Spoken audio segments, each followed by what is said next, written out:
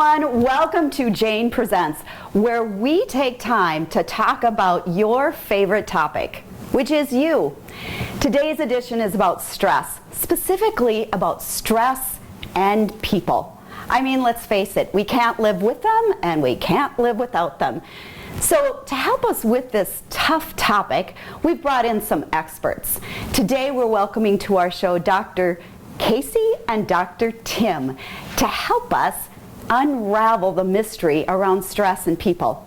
They are the co-hosts of the #1, or in the top 35, let's say, I like to say #1, top 35 business podcasts that are a must listen to.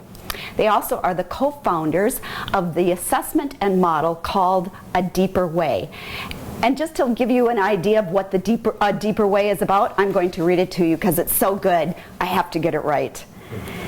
A Deeper Way model and assessment is all about creating meaningful contexts where people understand how the security of their identity impacts conscious action in each moment. So if you will, please welcome Dr. Tim and Dr. Casey. Let's start with you, Casey. I'd like to know, just when we're thinking about stress and other people, what's the first thing that comes to mind for you? What's the first SOS, manage my stress rescue tip that you have for our audience? Well, thanks, Jane, and thanks for having us on the show today to talk about this important and stressful topic. The first thing that comes up for me is know thyself, right? Yes. And when we talk about our model of identity, we talk about these three elements of self-awareness, others awareness, and intentionality. Always beginning with self-awareness. And when we think about this idea of stress, one of the first things to try to be aware of is, how stressed am I? Right? So many of us, myself included, sometimes don't even realize sort of how much stress we're taking on, and then a few weeks go by and we just keep our head down and we'll keep plowing through, and then we wake up and we go, oh, I can't today. Yes. And so if we can be more attuned to ourselves, right, listen to our body, listen to our emotional experience, we can probably be more sort of proactive to take care of things before they become too big. I think the other element of why self-awareness and sort of that mantra of know thyself is so important in the context of stress and everything is when we think about our environment, people we're interacting with, the circumstances, the only thing we really can control is ourselves. Right. And so, we can put all kinds of energy into trying to control everything outside of us, which is probably just going to add to the distress and frustration. So start with self-awareness. Good, thank you.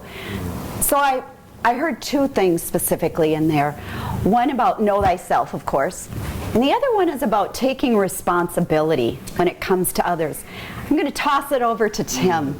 Can you talk to us a little bit about what that really means to take responsibility when it comes to stress and other people? It's such a big word, and responsibility. And yes, it's one that I think we've been socialized to carry different meanings around it that it's not actually meaning. And I think one of the things that we often assign to this, we'll take responsibility, is this idea of being blamed. And we don't want to be blamed. And responsibility and blame are actually opposites of each other. And I think it's in this fear of being blamed that we refuse to give ourselves permission to acknowledge that we are stressed, because we're afraid of what it might be like on the other side of that blame. And I think in these moments of big disruption, right, that we all have, and we actually have them millions of times a day, maybe not millions, but many. Can feel like it. Yeah, but we don't want to look in, as Casey was talking about, that self-awareness. We don't want to admit that we're stressed, that we're distressed, that we're disrupted. And so we start to try to control everything around us that actually doesn't belong to us, that we can't control. and we kind of screw ourselves deeper into this hole, and it's all inside, and it's all around the central thing of I'm not giving myself permission to accept where I'm at right now. And what's that thing that's being hooked in here? And when I accept that I'm disrupted, distressed, and that's okay, and I'm human, and I get to be human, when I accept that, then I can look in and say, well, this thing that's going on right now is hooking this in here. And when I look in there and see what it's hooking, that's like the beginning point of actually being able to take responsibility for myself. And I can let go of what I'm trying to control that isn't mine. Love that. Well, that brings to mind mindset. So I often hear the two of you talk about two different mindsets. Casey, would you talk to us, the audience, a little bit about those two mindsets and how that plays into self-awareness and taking responsibility? With great pleasure. Mindset, an incredibly important sort of concept and topic that we tend to think doesn't get enough attention. And in part, because it can be kind of an uncomfortable thing. So the idea here is that for humans, for all of us, I don't care who you are, where you are, what you've accomplished or not, it's just a human process that in every moment, so this one, then this new one, and then now this moment, there are two forces at play within us. The pull or the force to protect ourselves, which gets hooked and triggered several times a day. And when that happens, the classic sense, we get defensive, right? Any metaphor you want to use, we put our walls up, we put our armor on, we go in the box. But what happens in those moments is that urge to protect ourselves is so scary in that moment. It's fear that's bubbling up because we perceived a threat in our environment or in our own self. And what we have to do in that moment to protect our little identities is start to see everything around us as an object that we have to protect ourselves against. But the other truth in there is that we also become disconnected from our own truth, right? Our singular purpose when we're in self-protection is protect. And when that's happening, while sometimes it's necessary, we're disconnected from everything, including our sense of ourself and our truth. And so to this idea of stress, we're actually not able to look at the truth of our stress, the truth of our emotional experience. It's just nothing comes in, nothing comes out.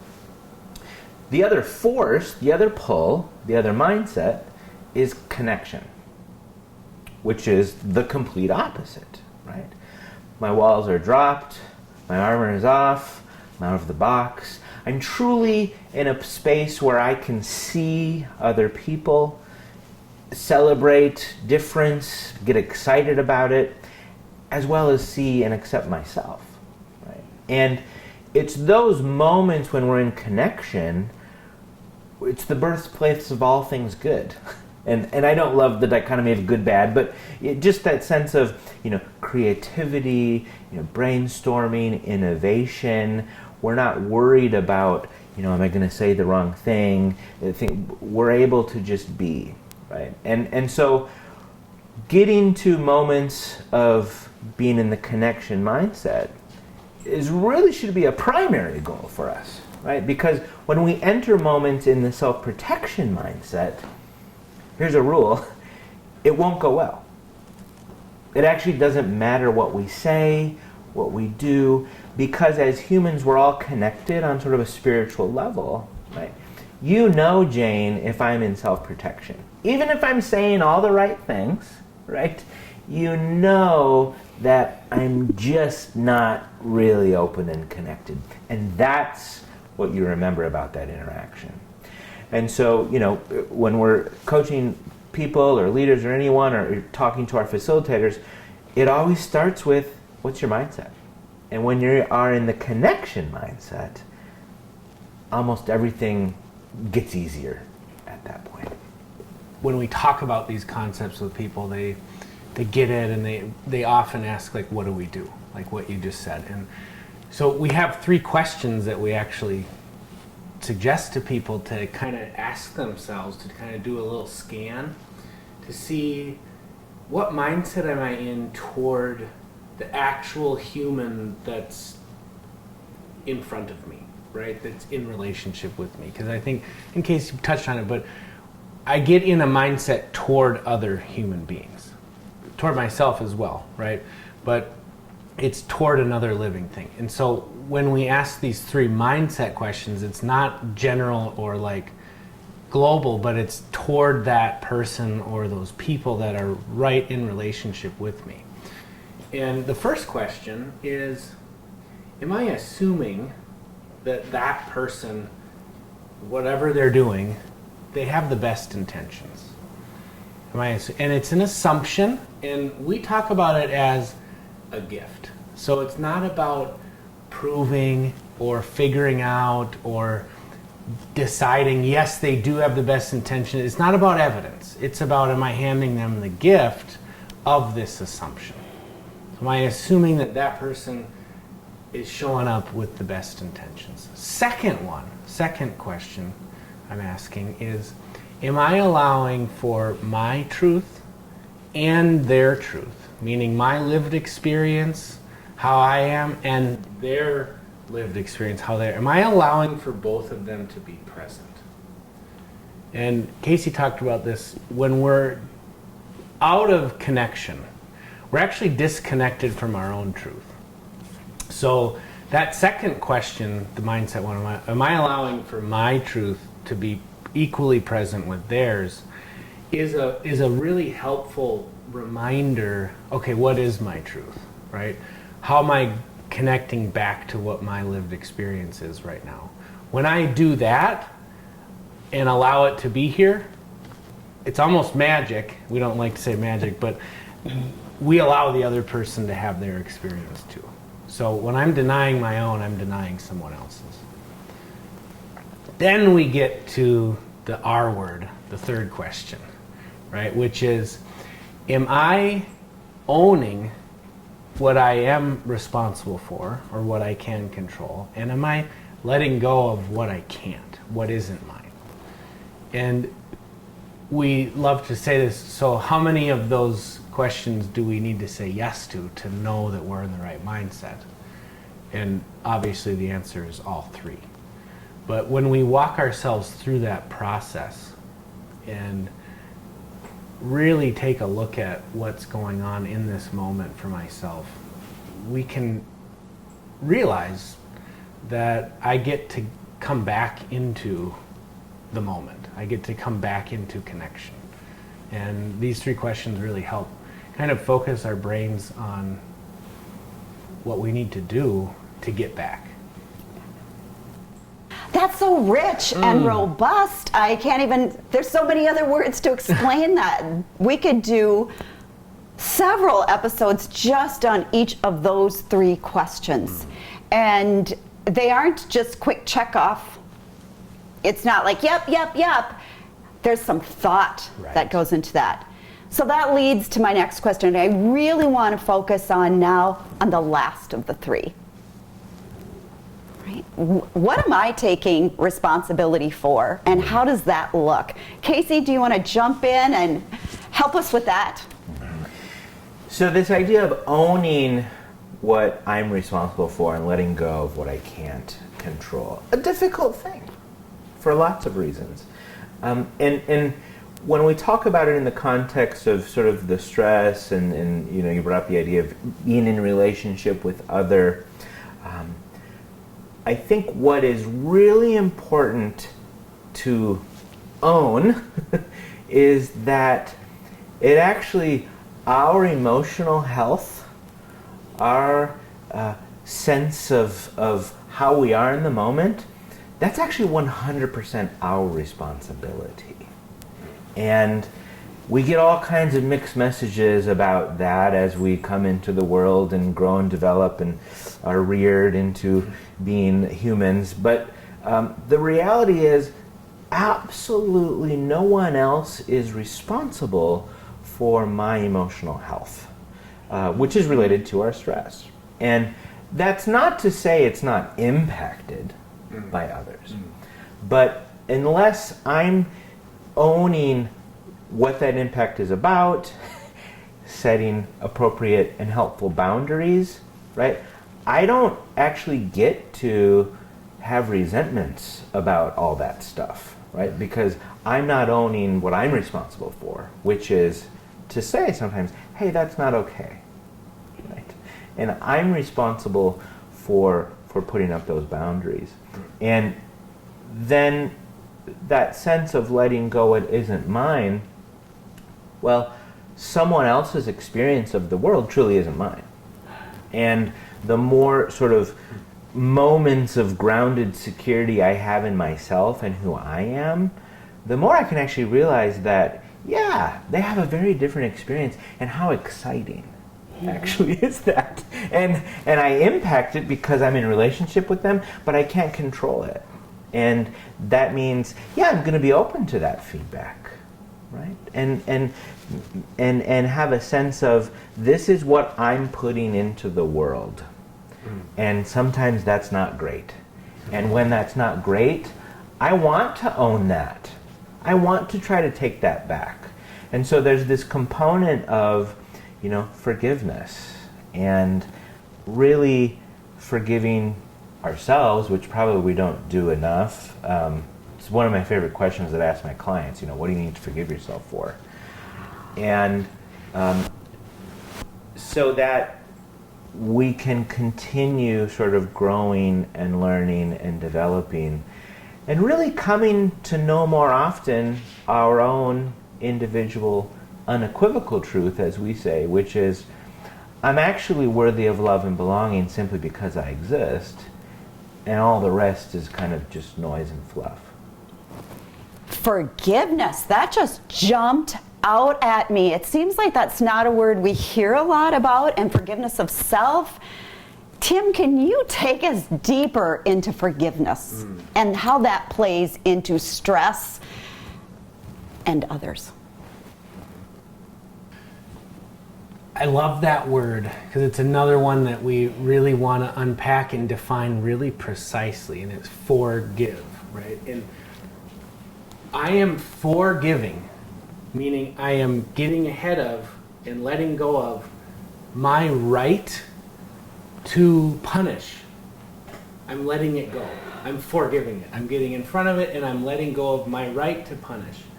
And it's what Casey was talking about. We put things out into the world all the time, and we scrape each other, we bump into each other, we hurt each other, and those are real. Those are real. So forgiveness is not pretending that none of that happened.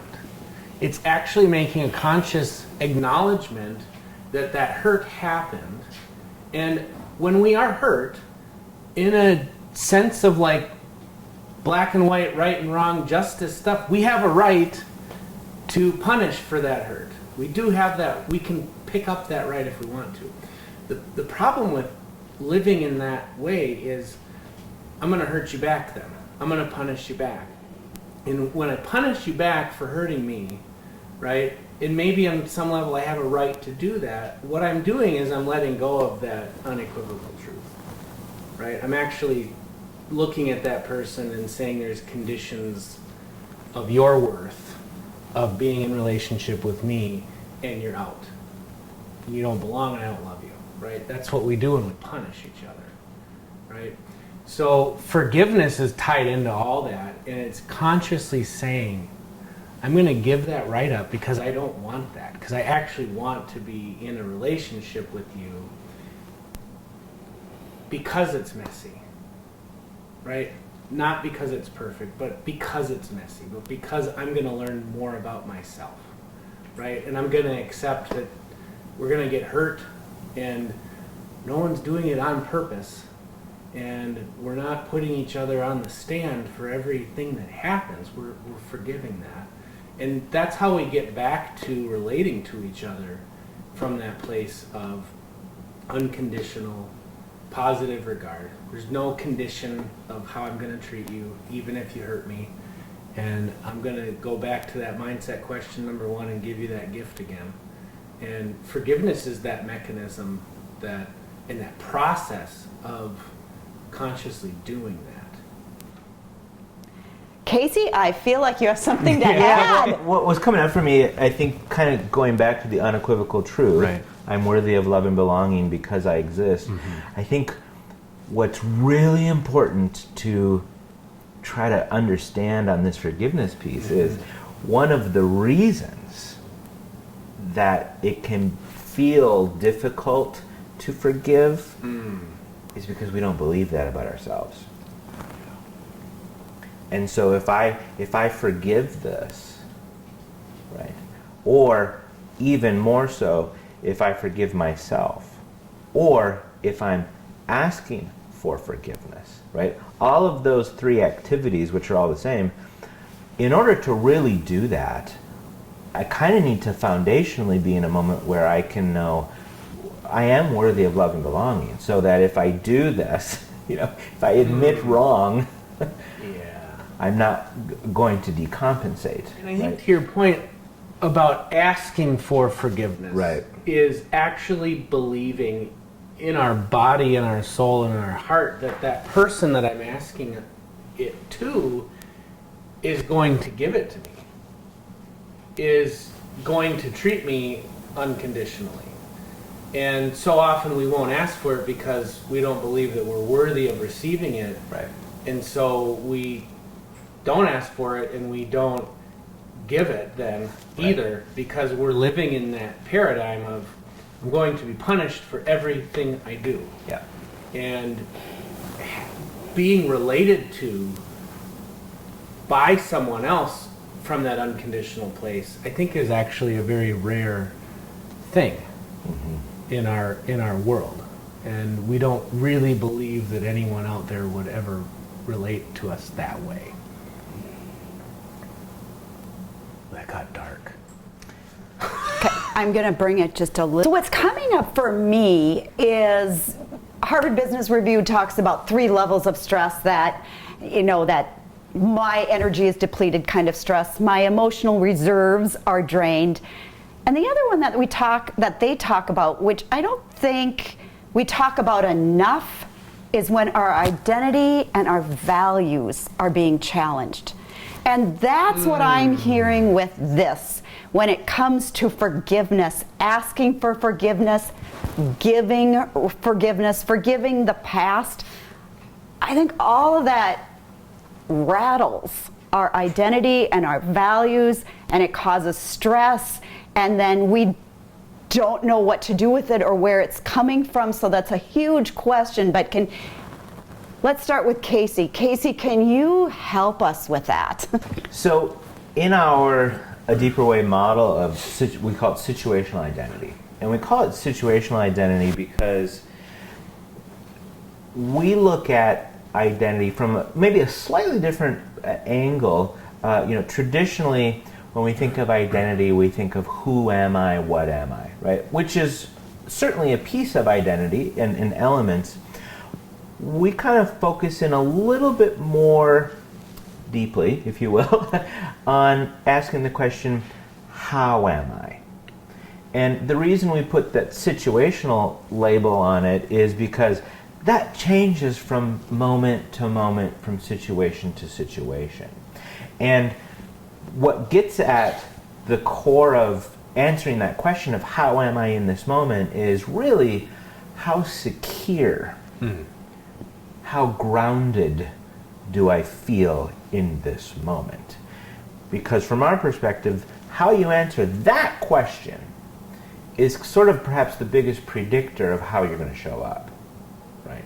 That's that sort of, what conscious actions am I bringing based on, perhaps unconsciously, how secure am I actually feeling? Which is connected to values, which is connected to this unequivocal truth that we've been talking about, right? Do I feel like I'm worthy of love and belonging simply because I exist? And I think it's so important to state, and even going back to the mindset piece enough, we just don't talk enough about this. But the reality is, every human, and again, I don't care who you are, right? So if you're listening right now and going, well, not me, you're Yes, lying you. to yourself, Yes, you. right? Every human, many moments of most everyday doubts that truth about themselves. We doubt. It's part of the human experience to wonder, well, am I worthy of love and belonging, right? But because it's really too scary to really look at that and to admit maybe I don't feel that, we try to get things to unconsciously prove that to ourselves, right? So, well, if I get that job, maybe I'll feel like I'm worthy, right? Well, if I get that raise, maybe I'll feel, if I get that house, all the getting and acquisition we try to do. But the dirty little secret, which isn't a secret, I think, to most people, none of that will ever work. It just won't ever work. And we have to pause to really look inward. Going back to all where we started with our discussion, know thyself. And what we talk about from our identity model is there's multiple levels in all of us, right? And we're pretty comfortable with kind of the higher levels, right? Not to speak disparagingly, but maybe sort of surface level stuff, our strengths, things we're comfortable talking about, right? But there's more to this story. And the paradox of that is the more that we ignore some of that deeper stuff, the shame that's calcified over the years of being in the world, our insecurities, right? Those what if worries. What if I'm not smart enough to do this project, right? What if I'm not talented enough to sit on the board of directors? Whatever your flavor of what if worries, we all have them. The more that we keep those hidden in the dark, the more control they have over us, right? And so as that relates to stress, right? When those things are rumbling underneath the surface, but we're not really taking the time to acknowledge them, to turn the lights on, and actually say, hey, I'm having a what-if moment here. I'm feeling like I'm not sure if I'm smart enough to do this. There's sort of an amazing moment that happens. As soon as we say that out loud, it almost instantly starts to feel a little ridiculous, right? and it's more or less, depending upon the situation, but it loses its power. And so that identity piece, from our perspective, is really tied to that security of, am I believing my unequivocal truth in this moment? And if not, rather than pretending that I don't, let's just... So to expose it, to expose our identity, our values, I understand that the two of you have a wonderful tool. I don't just understand, I know. I use your tool with my clients, and it's amazing. Can you just give us, I know it's a 3-day course, and plus, to have people really understand, however, give us a snapshot of how that can help us with identity and values and stress with other people. Big question. Go ahead, Tim. I want to go back to the word you use, expose, and we talk about it as revealing. And so when Casey mentioned we have kind of levels of identity, when we get down into the deeper stuff, we talk about this conscious practice of revealing. And for so many people, that process of revealing myself is so scary, right?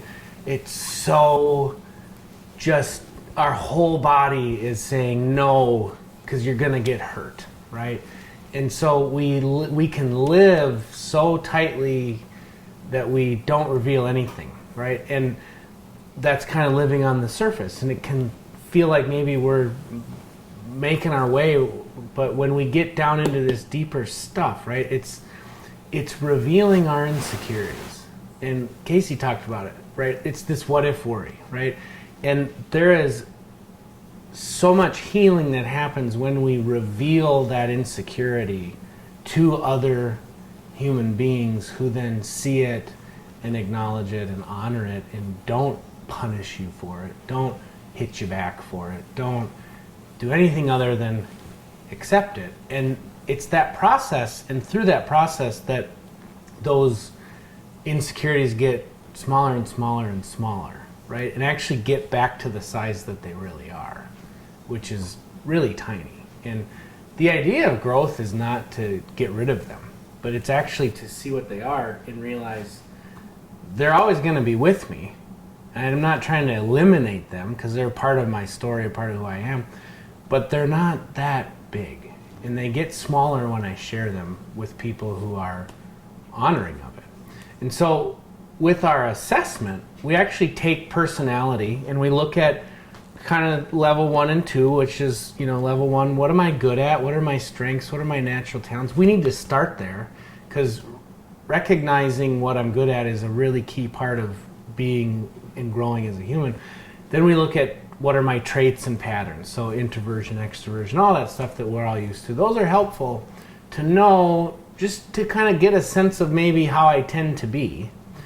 But then we get down into level 3 and level 4 of who I am, right? And so what we also look at with the Deeper Way profile is what we call self-concept. So how do I think about myself, right? What's the story of how I talk to myself, right? And we all have our own unique self-self relationship.